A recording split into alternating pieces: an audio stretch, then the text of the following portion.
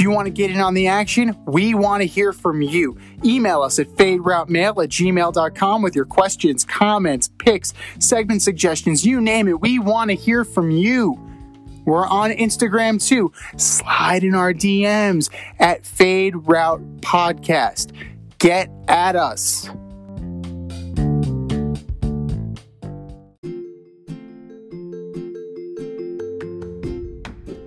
You can't help but smile when you see a balloon. The simplest occasion is a party. Westchester Pop Stars, located in New Rochelle, New York, offers balloon styling and decor for all life's events. Birthdays, anniversaries, weddings, showers, school and corporate events, store openings, or just because.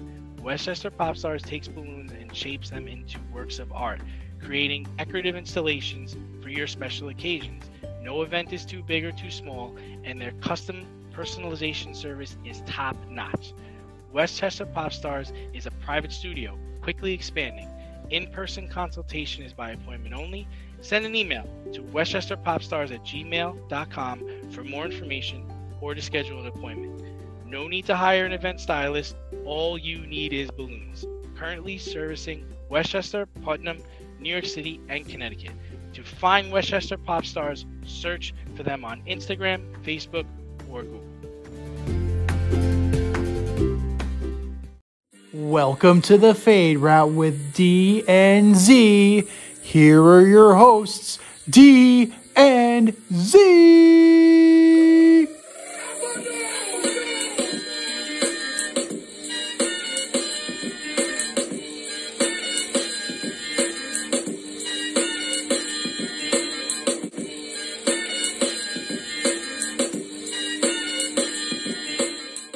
Welcome everybody to this week's episode of the Fade Route with D and Z. I am Z, and we are once again at the strange crossroads between sports and politics. The Atlanta Braves have lost the All-Star game through no fault of their own, as Major League Baseball has decided to move the game from Atlanta due to the controversial voting rights bill signed into place by Governor Brian Kemp, which significantly impacts voter registration and voter ability, to the point where Major League Baseball felt they needed to act.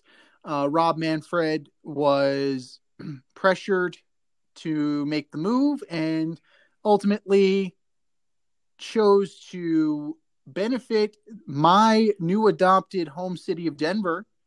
Denver will get that game instead on July 13th instead of Atlanta. And I get it that we are living in a time where, you know, politics is ingrained with everything. And generally, I don't like politics in my sports. But at the same time, when ballparks are funded by the government, sometimes, at least in part, can't really have a leg to stand on that. So I do agree with them moving the game. I would say that they owe the Braves one. The Braves, just because of geography, are going to lose out on this game, and whatever revenue they may have made from it. We don't know what the All-Star game would be, how many people would actually be there, what it would look like. So, you know, I would say that in the future, if Major League Baseball decides they can bring the All-Star game back to Atlanta, they're definitely going to have to, you know, give them one. But good for Denver. You now have a little additional revenue coming your way. So we're just going to see how this plays out. And here he is. I've known this guy since our days on Carousel Shoes, flight crew through and through, the last QB in St. John's history. What's up, D? How's it going, man? Yeah, I agree with you. I feel bad for the Atlanta Braves, but it is a political thing here. I'm not sure why they couldn't move the game to maybe Milwaukee so they can still honor Hank Aaron. The late notice was a bit abrupt too, because I believe the Braves were forced to hide the logo from the All-Star game that's on all their jerseys. It's a little ridiculous. And you know, it's just a sad situation when the Braves are being punished for something they don't have a lot of control over. But again, we're usually at odds with Rob Manfred, but it's hard to disagree with his decision here. It's true. And there is precedent, so it's not like he's doing something totally unprecedented. The NBA moved the All-Star game from Charlotte due to the transgender law that they had in place. And, Rob Manfred definitely is doing the appropriate thing and the politically savvy thing in order to make sure that there is no backlash on the game, since that could negatively impact, it could negatively impact the perception of Major League Baseball, that they're tone deaf, that they're not, Major League Baseball already has difficulty trying to link into people of color. So in order to do that, you definitely need to be on the right side of history if you really want to grow the game and show that you are truly colorblind and are inclusive of everybody. So, we give Rob Manfred a lot of shit, but I will say kudos to you, Rob. Good job on that. I'm not sure if the NBA would have taken the same steps. I'm not sure the NFL would have taken the same steps. And Augusta is this weekend. Right.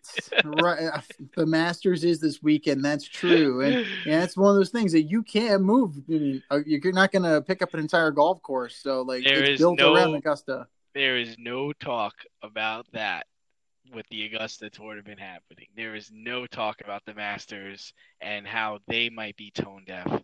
And, I don't, if Rob Manfred did nothing, I'm not sure that there would have been many people out there saying he should move the All-Star game. That's the other part I have a problem with. I don't know if there would have been so many people calling for him to move the All-Star game if he didn't. You know what I mean? No, totally. It makes you wonder. It definitely does. But also, it's a question of sponsorships as well. Would sponsors have been a little hesitant to, put their name on things, since they're being called to account the same way we all are in this day and age? We're being called to reflect on our own behavior, our own perceptions, and I just wonder how that would work, because especially in Atlanta and in Georgia, you have CNN and you have Coca-Cola and you have Home Depot. You have a lot of organizations that could possibly bring you a lot of sponsorship dollars, and you definitely want to be on the right side of the money in addition to the right side of the cause.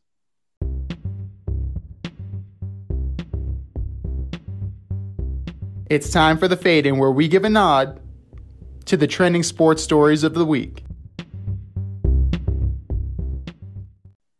But one guy who wasn't on the right side of the cause is Sam Darnold. The New York Jets have decided to move on from the former number 3 overall draft pick, sending him to the Carolina Panthers in exchange for 3 draft picks. Not the number 8 pick, no first round picks were exchanged. You're looking at a 6th rounder in the 2021 draft, a 2nd rounder, and a 4th rounder in 2022. Overall, that's a pretty decent haul for a guy that performed the way Sam Darnold did. Not a great haul for a former number 3 pick. But you and I have both followed Sam Darnold's career. We've seen almost all of his games. Did the New York Jets fail him? Yeah, I mean, I think I disagree with you. I thought it was a terrible haul. I mean, listen, they're judging Sam, right? By what? His rookie year. A year in his second year, he got mono, didn't really play. And his third year was during a pandemic. And then and then 2 out of the 3 years he was there, he had Adam Gase as his coach. So I guess I'm not and not to mention the guy's 23 years old. He's younger than Joe Burrow. You traded up to the 3 pick to get him. Let's not forget that. So by trading up to get Sam Darnold in, I believe it was the 2018 draft, they missed out on getting Denzel Ward, Bradley Chubb, Quentin Nelson, Roquan Smith, Mika Fitzpatrick, Vita Vea, DJ Moore, Calvin Ridley, Sony Michel, Lamar Jackson, Nick Chubb, and Darius Leonard. These are all players that went in the first and then the top of the second round in the draft in which they traded up to get Sam Darnold. So now, and they drafted up to get him at number 3. Now, there's the situation of they have the number 2 pick.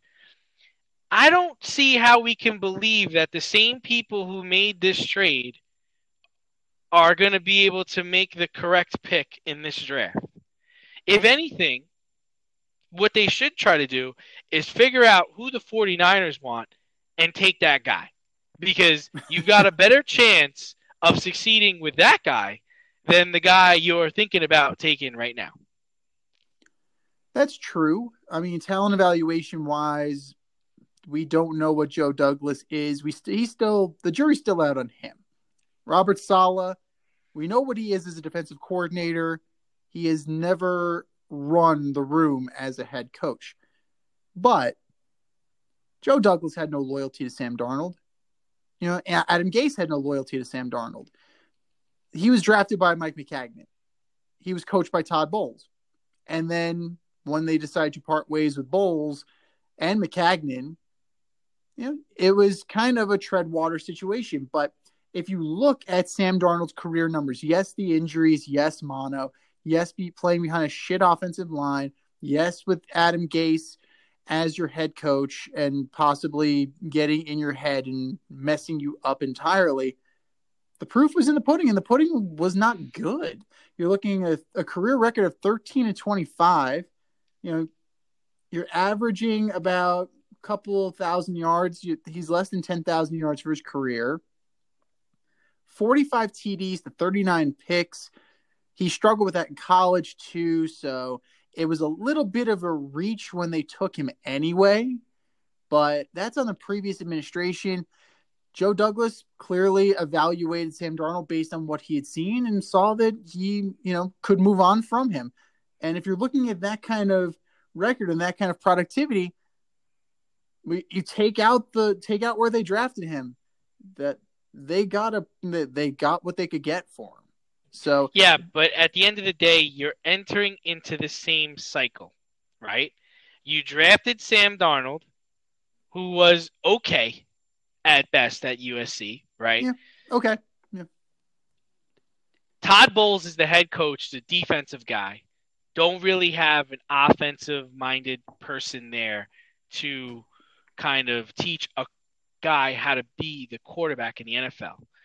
Now, you got Robert Saleh, who's the coach, who's a defensive guy, and you don't have the offensive-minded person to bring on a kid and teach him how to be an NFL quarterback. There's no Joe Brady there.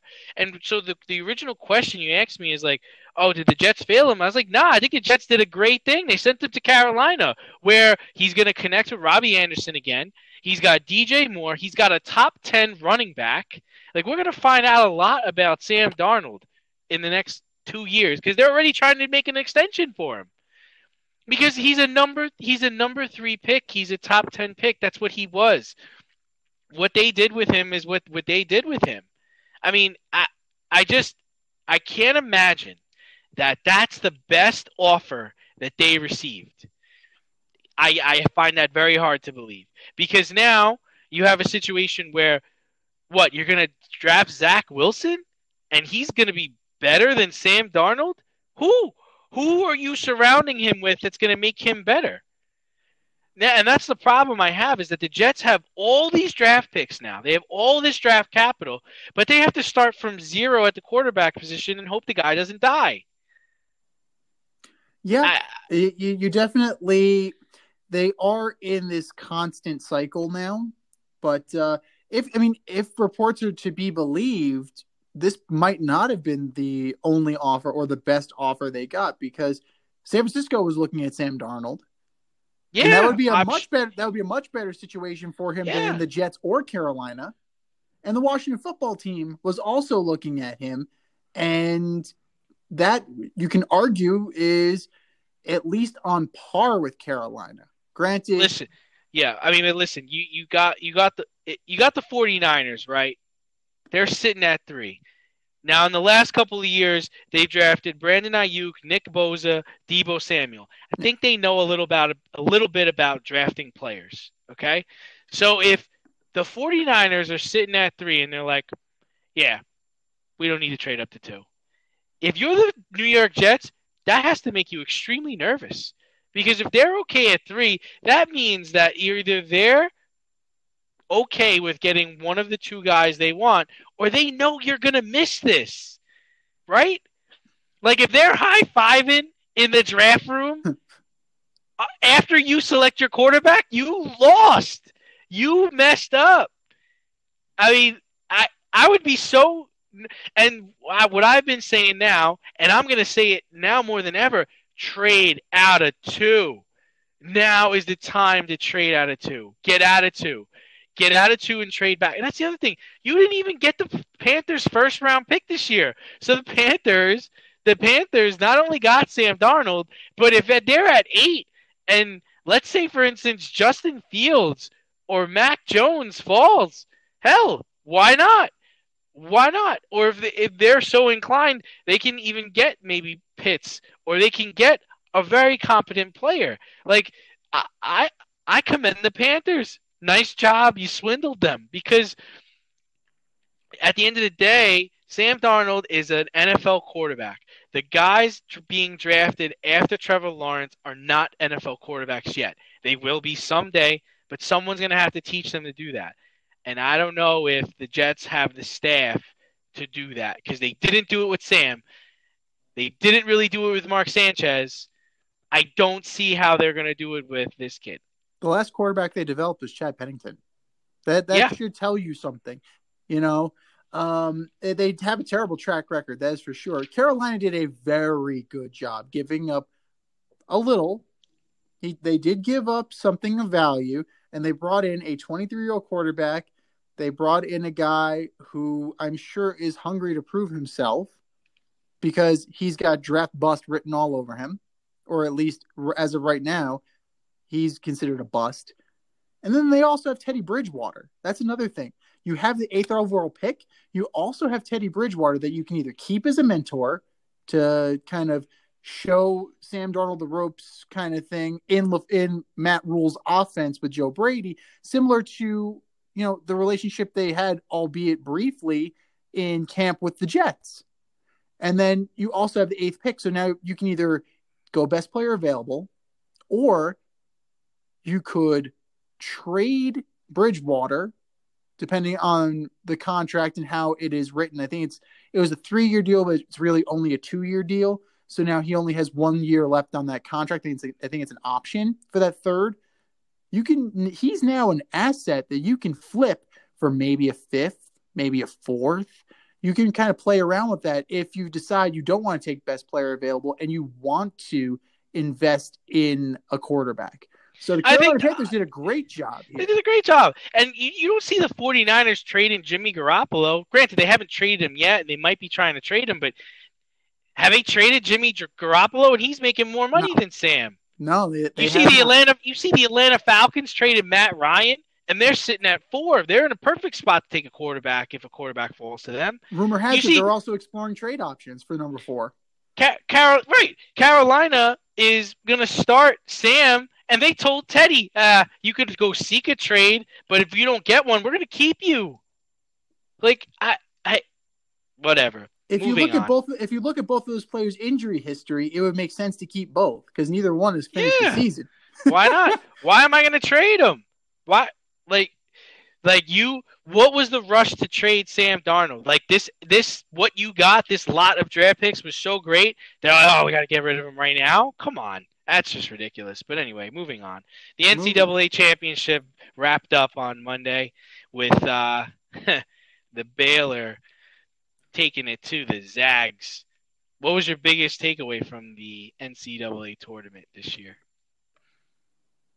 That these teams were not as good as we believe they were when they went into the tournament. I mean, Gonzaga, again, I'll say it before, I'll say it again. They're a product of that. They're a product of that conference.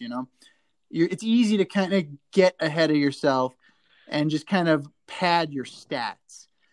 Baylor played tougher competition, and ultimately, that eventually benefited them in the end. And if you look at the game, they just have more production throughout their team rather than Gonzaga, where you're looking at your Timmies and your Suggs, and they showed up, but you need the other guys to be there too. So I see it as a good depth win from the Baylor Bears, and it went to show you this was the tournament of surprises. This was the tournament of expecting the unexpected. And ultimately, it revealed Gonzaga for what they were, and they got blown out. Yeah, I mean, I think the best team won. I think the Baylor was the best team. I'm glad the Zags got their asses handed to them.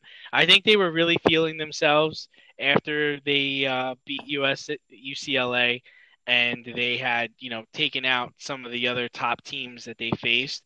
Corey Kispert stinks. He showed me 2 nights ago that he can't hit a contested three. Baylor saved us from the Zags joining the upper echelon of undefeated teams in college basketball history. This was a COVID season. Glad it's over. No asterisk needed. And hopefully, I'm not going to say hopefully, I guess that's kind of mean, but I think one day Gonzaga will be forgotten. I think it will be forgotten because I can't think of all the teams that got there undefeated and lost in the championship game. I don't think people will remember. People, I think, will remember the Gonzaga UCLA game because it was a great game. But that just went to show you how it was all coming to a close, right? I mean, this was an 11 seed given the number one overall team in the tournament a hard time. I thought the writing was on the wall there. I wanted UCLA to win at one point. And I'm happy for Baylor. They showed that they were the more athletic, they were the bigger team, they were the better team, and nice try. For sure. And, UCLA was the feel-good story. It definitely was, since you have to take into account they were in the play-in game, It makes you wonder, does Michigan State make the same run? Probably not. So, kudos to Mick Cronin and his team to really embrace that underdog mentality and really put on a great show. It was definitely a good showing on their part, and ultimately, it didn't go their way, but they can hold their heads up high. Gonzaga, ultimately, they didn't get the job done, but 31-1 is still nothing to sneeze at. So if I'm Mark Few, I'm not hanging my head in shame. Yeah, I mean, let's think about this in a parallel to another sport. When the Patriots got to the Super Bowl undefeated against the Giants, yes, they lost. You can't say the better team won. On paper, there's absolutely no reason the Giants should have won that game. And I'm a Giant fan.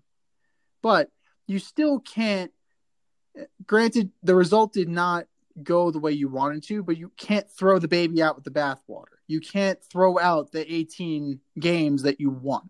So there's still an element that you can hang on to there to where, yes, it wasn't as successful as you wanted to be, but it's definitely something we can build on, and I'm proud of what we put out there. And if I'm Mark Few, I'm not letting my kids, I'm not my players, not letting them hang their heads. Yeah, you got beat at the end, but that's what sports is about. You play it on the field, you play it on the court. That's when you determine the winner. The problem I think he's going to have is I do think this was his best chance. And we spoke about this at the beginning of the NCAA tournament. This was the year where the Gonzaga team or the Valparaiso or the non-typical school could have gotten to the Final Four and actually won. Because I think we can all agree that next year the Michigan States, the Kentuckys, the Dukes, the Louisvilles, they're all going to be back. And his road to the championship is going to be much more treacherous next year. Where I think this year he went up against a really good Baylor team. And a lot of people were speculating that if there was a tournament last year that Baylor would have gotten to the Final Four. I mean, that's a lot of speculation. We don't really know. But in hindsight, it's a possibility. But I don't think he's going to get back to a championship for a while. Yeah, I don't know. Getting to the national title game, even in a loss, I think it really does positively impact his recruiting. So I can see them getting a little bit of an uptick. So at least in the short term, I can see this as beneficial. In the long term, I don't know if that actually helps him win anything. But he'll get players. He'll actually get a little bit more of a bump. He doesn't seem to go for one and done kids, which is nice. He really gets to grow his program. So he's going to get true players that want to learn, that want to be coached, who aren't just, using Gonzaga to get to the NBA, because let's be real here. Their NBA record isn't great. Nope. Adam Morrison. NBA champion, though. NBA champion. Yeah, but did he actively contribute to it? He clapped a lot on the sideline, all right? He did. He massaged Mark active. Madsen's shoulders. He contributed as much as Mark Madsen did with a goofy dance. Rui Hashimura, is he doing anything in the NBA? Not particularly. Am I missing anything? I think there's only two. Listen. He can hang his hat on that. He beat USC. He beat UCLA. That'll definitely help his recruiting. But in the grand scheme of everything, they're still Gonzaga. They're still in a lower conference. And they disappointed people like they do almost every year. I hate to be mean about it, but that's the way it is. I didn't pick them this year because they always disappoint me and they never get as far as I need them to get. So, yeah, well, we picked Michigan, so we're both not that disasters. Both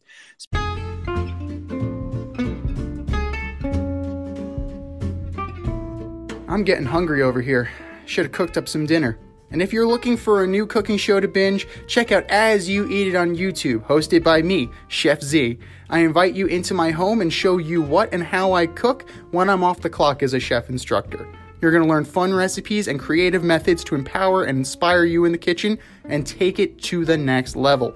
Cook how you want to cook, eat how you want to eat as you eat it. That's As You Eat It, available only on YouTube. AZ, you eat it. Check it out, and let's get cooking. Speaking of not going the way we wanted it to, opening weekend was this past week for the Major League Baseball. You have some terrible starts for some teams that we thought were going to be good. Some surprising starts by teams we thought were going to be the drizzling shit.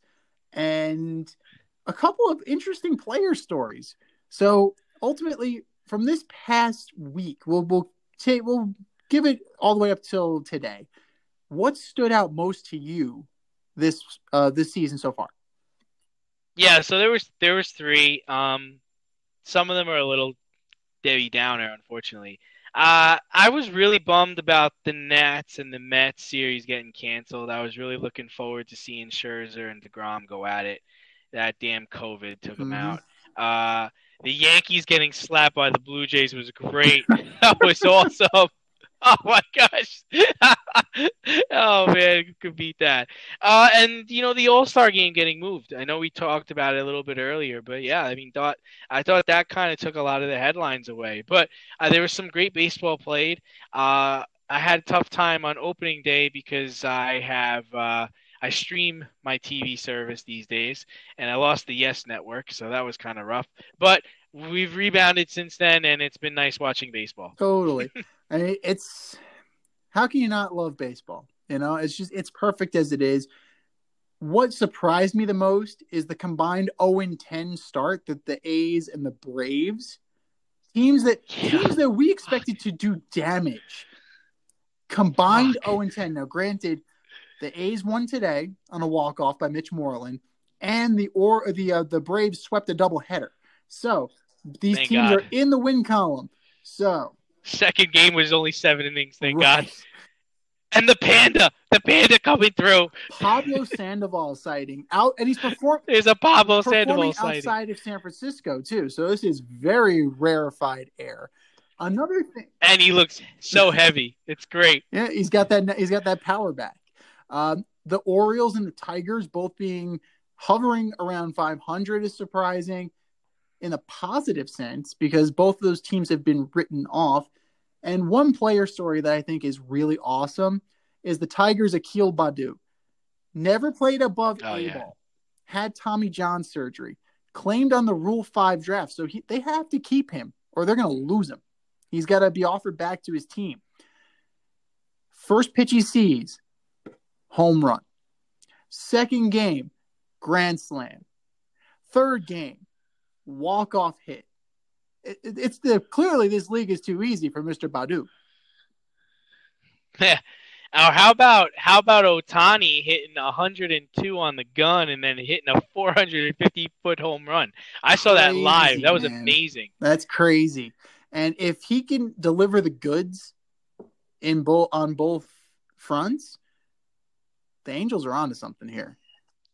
I just think it's going to be really hard to maintain. And you could even see in the game, he pitches, he comes in, he gets up to the plate, and the next thing you know, he's got to go back out there and start hurling again. The only thing I think that's going to help him is that since he had Tommy John surgery, he's likely going to lay off the curves. Yeah. So he's really just going to be throwing gas and hitting the slider and the splitter. And I think that will help him. And I think he's got a great manager to manage this because Joe Maddon's all about baseball and all about what's right for the players.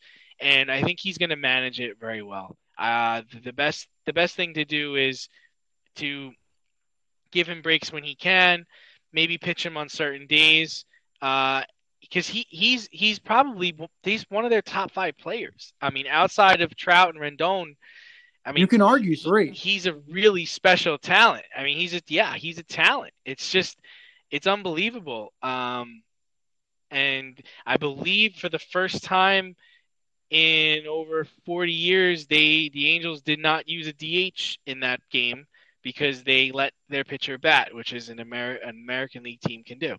Didn't even know about that. Well, when you have a player as prodigious as Shohei Ohtani and what he can do, you definitely can go that route. I mean, you do have you ultimately do have the option of doing it, but we'll see how long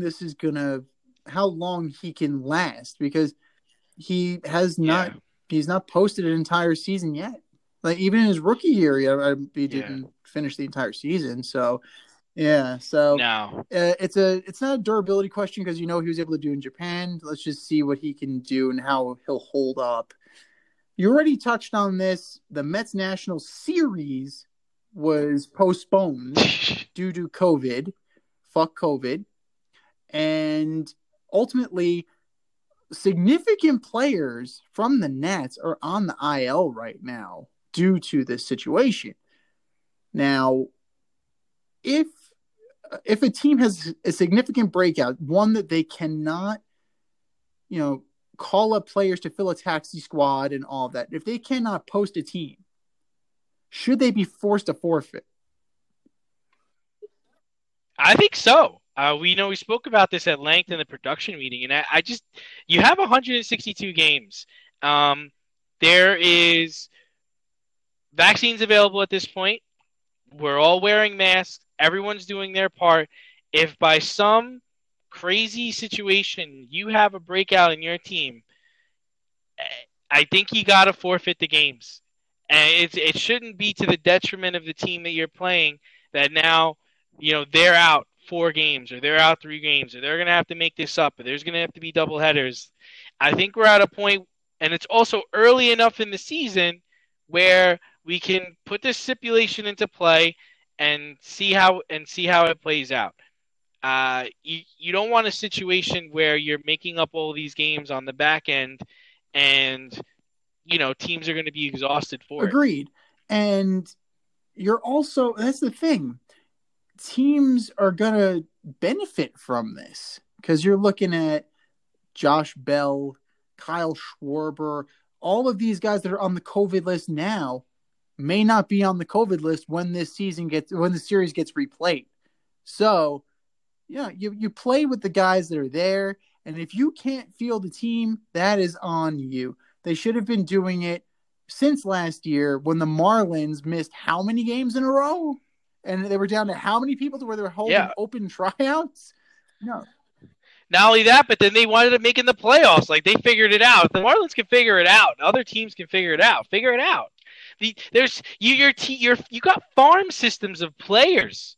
Like, if you got to bring people up, or if you need to sub people in, you got to do what you got to do. I don't have a problem with it. No one's gonna miss the playoffs because of this. It's not gonna end anything. I think they need to try to move the season along. Agreed. As much and as possible. Forfeits will actually take away the logistical nightmares that were created by these outbreaks last season. So you have the Yankees going to Baltimore when they should have been playing. They should have been playing Baltimore. They went to Philly, and then they, forfeit. Moving on. It's just unnecessary. Like, listen, we're all adults.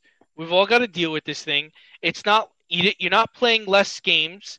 You're still playing 162 games. Like, there's going to be times when you can catch up on this.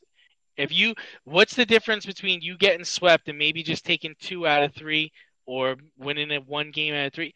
You lose 3 games, you lose 4 games, make it up somewhere down the line. Now, if you want to say, we don't want them to have to forfeit like a whole week's worth of games, all right, I can get on board with that. Maybe you don't have to, forfeit 7 games or 10 games. But if you got to lose a series because this is when the Reds are in town, I mean, you lose this. That's it. I mean, you lose the series because this was when the Reds were coming to town.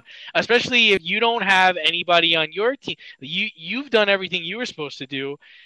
Now this team comes in and they didn't, or something happened. I mean, this is what we're all dealing with in life, right? I mean, everyone's had this affect their life at some capacity. If it happens in baseball, it absolutely. happens in baseball. And you look what's happening in hockey right now. The Vancouver Canucks are down 19 players. Like, that's insane. Come on. Justin Trudeau is like, that's why I don't want to open up Exactly. I don't want to open up. That's why. We're dealing with this. So even if you're doing everything right, you can still have a major outbreak. But don't penalize the teams you're playing because you can't keep your house in order. So we are in full agreement on that, and it's definitely something that they can adjust during the season, which is nice. It's not one of those things that it's hard and fast, and the precedent was set last year. So I don't think, Tony Clark's not going to have a leg to stand on if he starts bitching about this right now, because they did it last year and everybody was able to do it.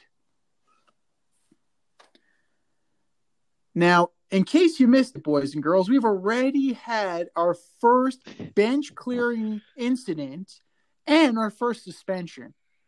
On opening day, Nick Castellanos of the Reds hit a home run, pretended he wasn't a major leaguer, and decided to flip the bat and skip and Superman. And last time I checked, it was not his first major league home run. I don't believe it was. He took Jack Flaherty of the Cardinals deep. And as you're wont to do, the Cardinals made him wear it the next day. Not in his first at bat, later on in the game. Now, should Castellanos have been suspended for his part in this brawl because he made it all the way to third, scored on a wild pitch, and then got in the pitcher's face and flexed while the pitcher was down on the ground? Is that suspension worthy for you? I mean, listen. he was excited about scoring and excited that his team was getting into a better position. Guy beats the throw at home. He's excited. He flexes his muscles. He does the same thing a guy scoring a touchdown would do. He does the same thing a guy who dunks over his opponent would do. NBA fights don't break out. NFL fights don't break out. MLB was quick to suspend him. Tried to issue him 2 games. Remind me how many players were suspended in the Astros cheating scandal? 0. Okay. Last year's pitcher, Joe Kelly, was suspended 8 games for making funny faces at the Astros dugout. This year, Dusty Baker gets on the mic and cries about how terrible it is to hear his team get mocked and ridiculed everywhere they go. What a joke. How are they going to suspend him for getting excited about scoring? This is unbelievable. Unbelievable. And baseball needs to get over it. Let some emotion in the game. Like, who cares if he flexed? Who gives a shit? Suspended? Because he caused the fight? He didn't swing at anybody. They got in his face. They came after him. If anything, like, it was diffused by Moustakas and Yadi Molina. That was all. It was all taken care of. Like, I'm with you on this. It's 2 games that it was unnecessary. Like, he got his revenge. See, the Cardinals got their revenge. He got his revenge. It's a wash. And to bring up the Joe Kelly thing, I find it very funny. Yes, he got 8 games for making funny faces, but he also got 8 games for throwing at the cheaters who didn't get suspended at all. He tried to provide. It's unbelievable. Justice. Like, justice cost him 8 games. Joe Kelly, commissioner. I don't know how they could, with a straight face, issue suspensions when these Astros are running around with never being penalized for what they did and complaining about how they're being treated. Are you kidding me? What a joke. Meanwhile, their pitcher and their coach and their bench coach lost the entire year, but not one player was fined or suspended. But Nick Castellanos scores and then flexes, and he's charged with inciting a fight and trying to suspend him for 2 games. Get real. Get real, Rob Manfred. You missed on this one. You may have hit on the All-Star game, but you missed big time on here. Let's think about it. Incite it. I mean, what? Were punches even thrown? No. Jordan Hicks is yelling at somebody in the outfield. Jesse Winker is holding off 3 Cardinals by himself. I mean, Jesse Winker's a big friggin' dude, so like I wouldn't go anywhere near anybody either if I were them. Nothing happened. It was a typical Major League Baseball fight where nothing happened. Like, the most brutal fight I've ever seen was Yankees-Orioles. It spilled into the dugout. It was fucking. They had Was that the Graham Lloyd? Was that the Graham Lloyd fight? Strawberry's pinned against the goddamn backstop. Like, Alan Mills sucker punched. I think it was Strawberry. Like, Alan Mills sucker punched somebody. Like, that was a fight. Okay, this is hold me back. This is bullshit. This was bullshit. This was not a fight. Now, if Nick Castellanos decides to go on Instagram and start cursing and screaming and defaming at fans or actors, then maybe they have a case. And I bring this up because of the spat between Kevin Durant and Michael Rapaport, where Kevin Durant went to town on Michael Rapaport, calling him every name in the book, profanity, gay slurs, you name it, he dropped it. Michael Rapaport then decided to post it and let everybody see the kind of person Kevin Durant could be. And the NBA only issued a $50,000 fine for that. But how do you feel about the way Durant carried himself with actor-comedian Michael Rapaport? Well, there's never any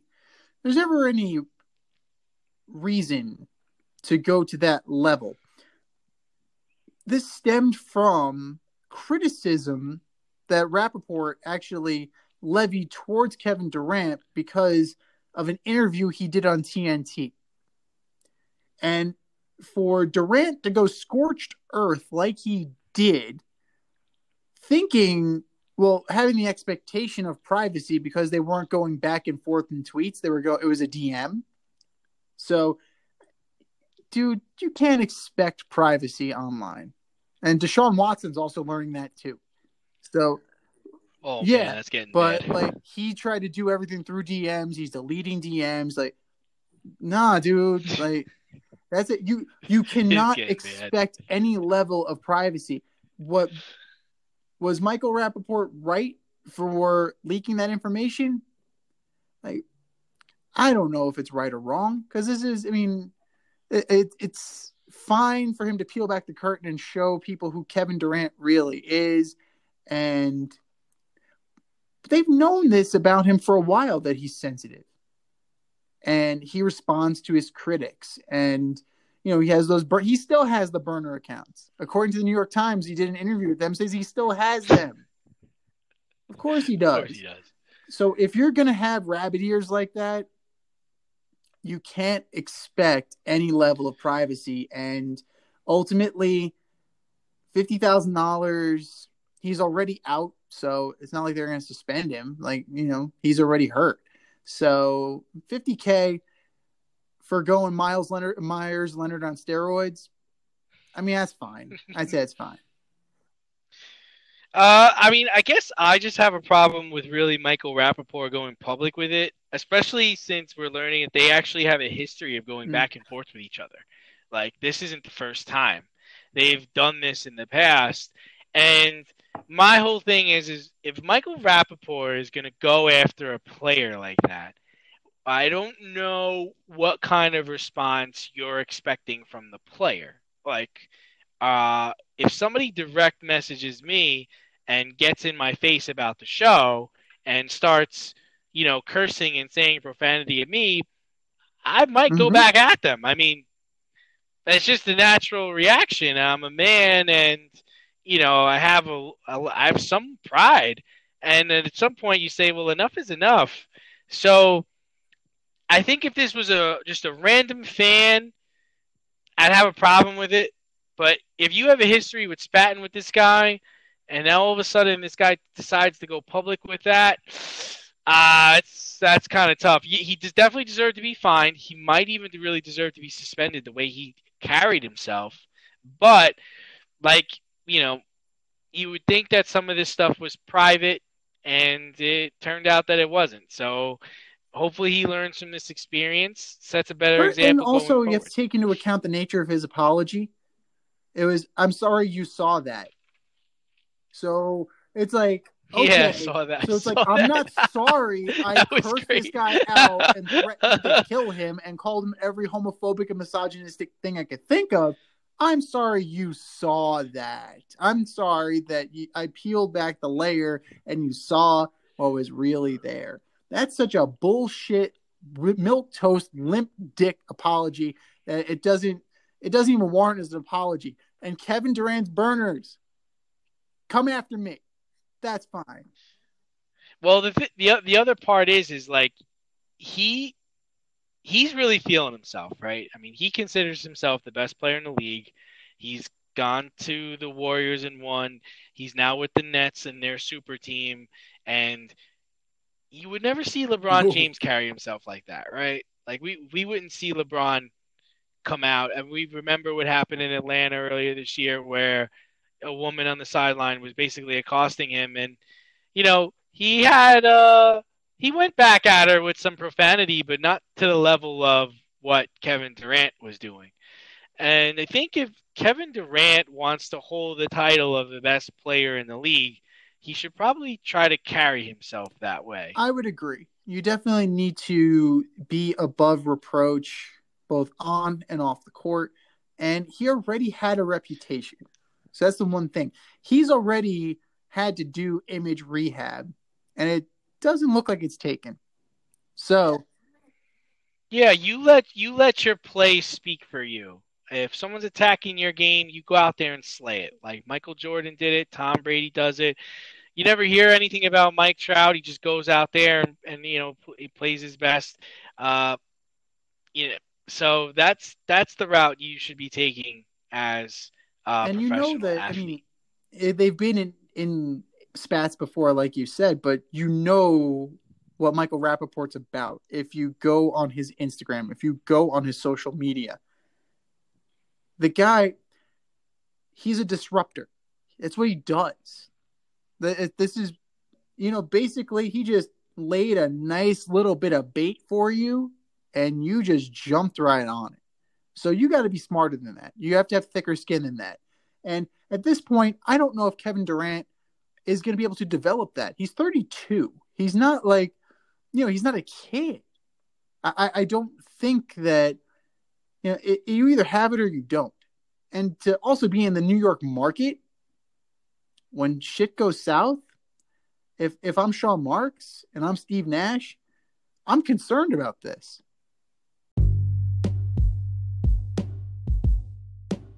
Bullshit or no shit?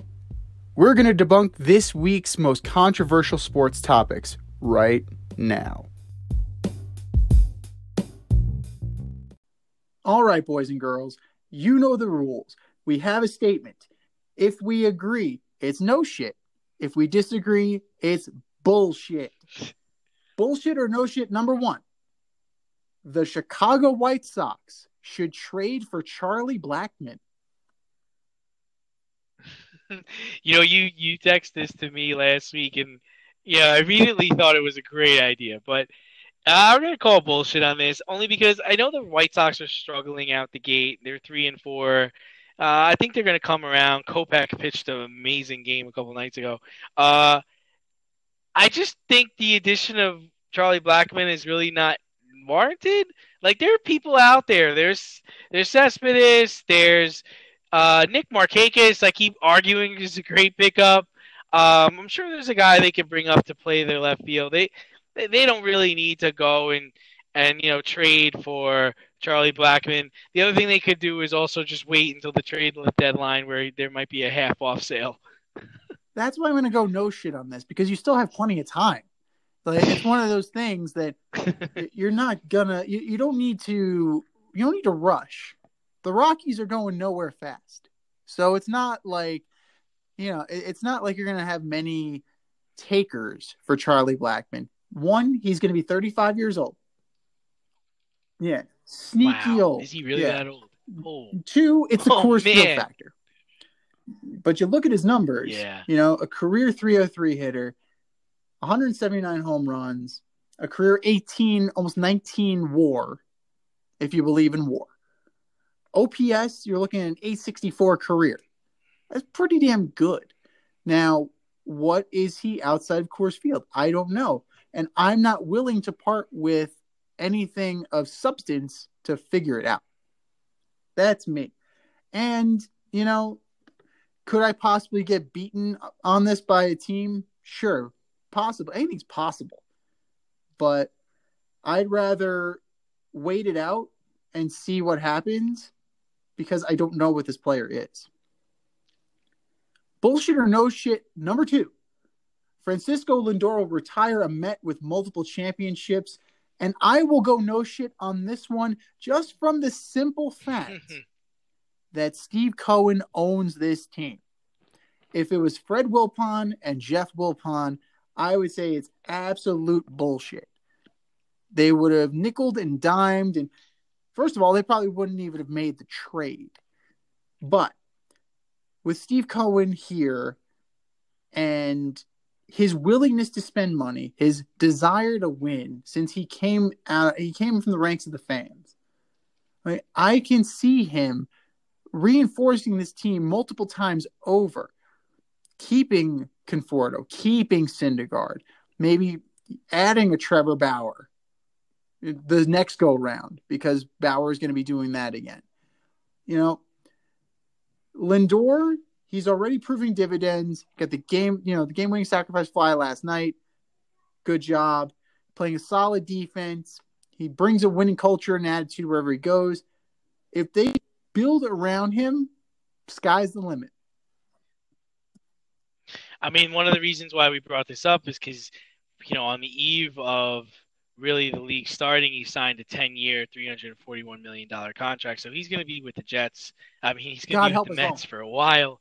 I'm going to say bullshit. I think he's definitely going to retire a Met, but unless they get some better coaching in there, I don't know about multiple championships. I think he'll get one. He's good for one, but I don't know about multiple. I mean, that's just a hard feat to capture in this day and age, and they need a lot of things to go right. And they're definitely better off with him, but I don't see multiple championships in the future. Spoken by the Braves fan. Just throwing that out there. Indeed, that's right. I saw you wearing your That's hat right. today on the I gotta rep. train I or the gotta rep bus, my team. whatever you want. I had my Rangers You shirt had your on Mets too. hat on. I'm not going to wear my Braves hat until we get over 500. I think that's a fair thing. I would say that's do. fair. Definitely. Bullshit or no shit number 3. Sam Darnold will outperform both Zach Wilson and Mac Jones in 2021. Oh, I'm all over this. This is no shit, okay? Sam Darnold will outperform not only Zach Wilson and Mac Jones, but Justin Fields too in 2021. He's an NFL quarterback. He's going to a team with offensive talent, competent coaching. Assuming the Jets take Wilson, the 49ers take Jones, and the Lions, I guess, would take Justin Fields, they're going to have growing pains. There's no Lamar Jackson in this damn draft, all right? And not to mention that, yeah, the Carolina Panthers were 22nd in offense last year, but they were top 10 in yards after catch. So I think they're going to be doing great. I see them competing for a playoff spot next year, and I'm happy for Sam Darnold. We agree. The answer is no shit. All of the weapons are around him in Carolina. He's got a coach that knows what he's doing. Mac Jones, there's no guarantee he's even going to see the field. I mean, they may decide to keep Jimmy Garoppolo in San Francisco if he's the guy. So who knows what will come of San Francisco? It might be a draft and stash for a year. Zach Wilson, I've said it many times, I don't believe in him. I don't think he's going. I think he's got bust written all over him. So if he has to start from day one, particularly for a team like the Jets, it's dead man walking. Yeah, I mean, I've been talking to people I know in the league, and they were very surprised the Sam Darnold got traded, and all signs point to the Jets taking Zach Wilson, and a lot of people think that might be a mistake. Myself included. So we will see, but I think it's a safe bet that the only quarterback that Sam Darnold won't outperform is Trevor Lawrence. And a bonus, bullshit or no shit number 4. The transfer pool is bad for college sports. And I'm going no shit on this one. I don't think that it doesn't build anything. You're not really, I mean, it's free agency in college.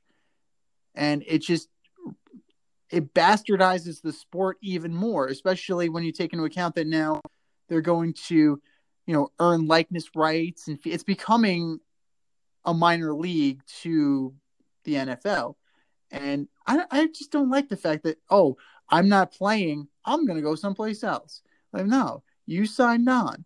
And you know what? If you signed on and you transfer, you lose a year of eligibility. That's just the way it is. Like, I don't know. College sports doesn't do anything to begin with. It doesn't do anything for me, and this just puts an even worse taste in my mouth. Yeah, I'm gonna go no shit on this as well. I think a transfer pool is bad for college sports. I think it works out for good players, totally. Right? Because if you're a good player, and you're in Kentucky, and the guy ahead of you is 10 times better than you, you could go to like a Carolina, or you could go to a Baylor, you can go somewhere else. But I think it's bad. It's going to hurt programs, right? Because I'm not sure how you're going to get kids to buy in to stay in. Like you said, if I'm in a program and I don't like the coach or I don't like the way I'm going to be projected, I might leave really before I should leave. I think more schools would be inclined to give scholarships to guys transferring rather than a guy who's going to be a freshman. I'm not sure how you're gonna have to build a really strong program to get that freshman kid to stay on till he's a junior where he can shine, or a freshman to stay on until the sophomore year and maybe be a bench player, not a starter. Like, I don't know how you're going to kind of get them to stay. And the only idea that I came up with was maybe you incentivize it. Say, okay, well, if a player goes to a school, he's allowed to, make money on his image and likeness, but if he transfers, he loses that ability.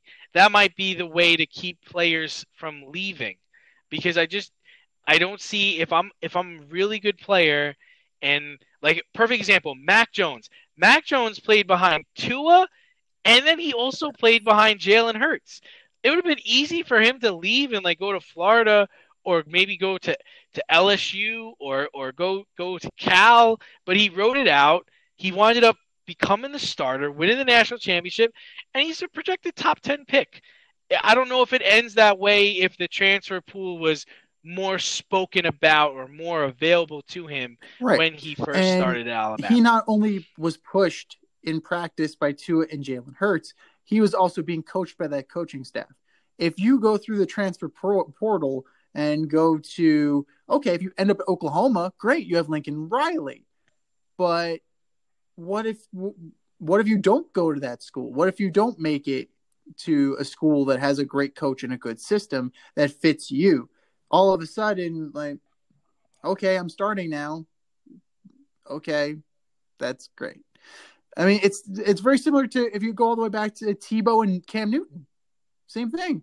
Like, Cam Newton wasn't getting any play, left, went to JUCO, went to Auburn, and the rest is history. So if Cam Newton had the transfer portal available to him, he obviously would have used it because he did the old version of it. But would that have put him in a better position? I don't know. I can't say that Auburn would have been readily available to him. So, right, and what would that have done for maybe another player who would have gotten to go to Auburn and play, or a player who was starting at Auburn when he got there? He at least for a year, someone else was able to occupy his spot in both places. Really. So I don't know. The rule is just weird to me, but it's not going anywhere anytime soon as the NCAA is slowly but surely becoming more of a professional league. Are you in need of air care maintenance or service? I have the company for you. Air Care Technicians. They service the Westchester and Northern Bronx area and can help you with all your heating and cooling, maintenance, and service needs. Just give them a call at 914-315-1547. Again, that's 914-315-1547. Or shoot them an email at aircaretechnicians@gmail.com. These guys are the real deal as they are veteran-owned, licensed, and insured. Make sure to tell them that D&Z sent you.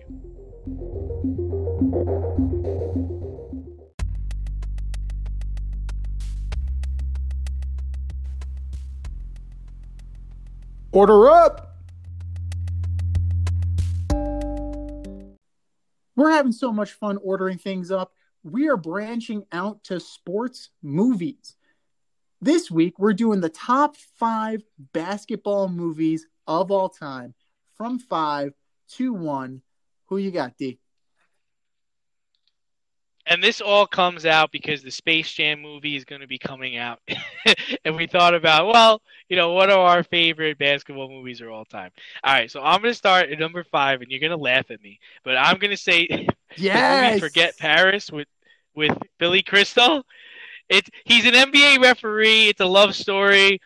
It's not a true basketball movie, but I think of it as a basketball movie. It had a lot of my favorite players in it. Tim Hardaway, Isaiah Thomas, Reggie Miller, And the funniest part is there's a farewell tour for Kareem Abdul-Jabbar, and he tosses Kareem Abdul-Jabbar out of the game, and he says, "May I be the first to say farewell?" In the movie. He threw out both. He threw out both teams, Kareem's parents, and the guy who put the cheese on the nachos. Such a great, an underrated Billy Crystal movie. It's a good movie. I like it. I think Deborah Winger's in that movie too. Number 4, I have Semi-Pro. It's hilarious with Jackie Moon and the Flint Tropics. Woody Harrelson's in that movie. Funniest things is he's trying to raise money for the team. He wrestles a bear at halftime, and then he also offers a prize if somebody can hit a shot from, I think, half court. He doesn't have the funds to pay the guy, and the guy winds up hitting the shot. It's hilarious. Number 3 for me is Space Jam, the old one. It's got a good soundtrack. You gotta love Mike and the Toon Squad against the Monstars. The Monstars would eventually become the Miami Heat. My number 2, I'm not sure if you got this in your top 5, but I always like Blue Chips with Shaq, Anthony Hardaway, Nick Nolte, Bobby Hurley's in that movie, Calbert Chaney's in that movie, Bob Knight's in that movie. Basically talks about how, they find ways to give money, give houses, and give tractors to players to get them to come play for their schools. And it's a really good movie. I like that one. And number 1 for me is He Got Game. Jesus Shuttlesworth, Ray Allen poses as a big time high school phenom in the game of basketball, and just all the pressure he faces about trying to get into college, bribes women, and just the struggle. It's loosely based on, I think, Kevin Garnett. I think it's loosely based on Kevin Garnett or Stephon Marbury's life. But very, very good. All very great good choices. Those definitely. are my 5. I wasn't expecting to forget Paris, so that one definitely threw me for a loop. Number 5, I have Blue Chips. Actually, it's a very good movie. Granted, Shaq is a terrible actor. Penny Hardaway is a terrible actor. Nick Nolte played the scummy coach very well. And it really, they were doing those seedy underbelly movies in the 1990s. You remember The Program? Very similar in that regard. Yeah. And I thought it was very appropriate, and it really told the story well. Number 4, I have Space Jam. Space Jam, it's iconic, Bill Murray, Wayne Knight, Newman. Friggin' Newman is in the goddamn movie. Newman was in a lot of things that people don't realize. He was in Jurassic Park. Newman He's was Nedry, man. Exactly. And, it could have been worse in terms of Michael Jordan's performance, but he did a good job, definitely. Number 3, I have Hoosiers. It's Hoosiers. It's Hoosiers, Forgot about that one. It's definitely one of those. It's an iconic movie. Gene Hackman's the man, and Jimmy Chitwood, and it's just really it kind of explains what the hell's going on in Indiana and why Indiana has such basketball fever. Number 2, this was a tough one. I love He Got Game as well. Spike Lee did a fantastic job in that movie. Ray Allen did a good job, because I'm sure Ray Allen, he did, remembered what it was like to be recruited, because he was a player of note. Yeah. He was a significant talent. So God knows how many women got thrown at him for him to go to UConn. And I'm not just saying that because, it wasn't just Jill Kelly and it wasn't just Chasing Lane, but, Denzel Washington did a great job in that movie too. So a very well done movie, very well written, and very accurate and true to form. And number 1, you're going to think I'm nuts, but I like White Men Can't Jump. That movie was fucking hilarious. I forgot about that movie. Yeah, Woody Harrelson, Wesley Snipes, Rosie Perez. Rosie Perez. It goes to show you it's not so much organized basketball, but the hustle of street ball. That is great. And it's real. And Woody Harrelson and Wesley Snipes played off each other so well. It's fantastic. If you haven't seen it, where the hell have you been? Go see that movie. Thanks for tuning in tonight. You can catch our podcast every Wednesday nights on the Anchor, Spotify, or other outlets where you listen to your podcasts. Until next time, stay faded, everybody. Thanks for listening to this episode of our podcast. If you like what you heard and want to hear more, be sure to like and subscribe on your favorite podcast platform. Rate us 5 stars, leave us a review, turn on subscription notifications, and tell your friends. Spread the word, spread it wide.